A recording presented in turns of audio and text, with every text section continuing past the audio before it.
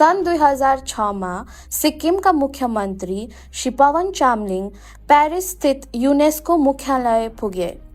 त्यस समयमा यूनेस्को को विश्व संपदा केंद्र का निर्देशक फ्रांसिस्को बैन्डरिन संग उनको भेट भयो।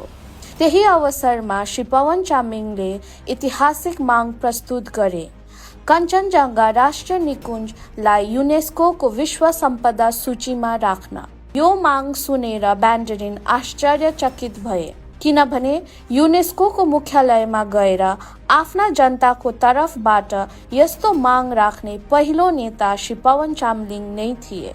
श्री पवन चामलिङले भन्नुभयो, यो कदमले कञ्चनजङ्घा राष्ट्रिय निकुञ्जलाई विश्व सामु देखाउने मात्र होइन, भविष्यका पुस्ताका लागि यसको संरक्षण पनि सहयोग पुर्याउनेछ। यो घटना सिक्किमका लागि मात्र नभई सम्पूर्ण हिमालय क्षेत्रको पहिचानलाई अन्तर्राष्ट्रिय स्तरमा पुर्याउने एक महत्त्वपूर्ण कदमको रूपमा रह्यो।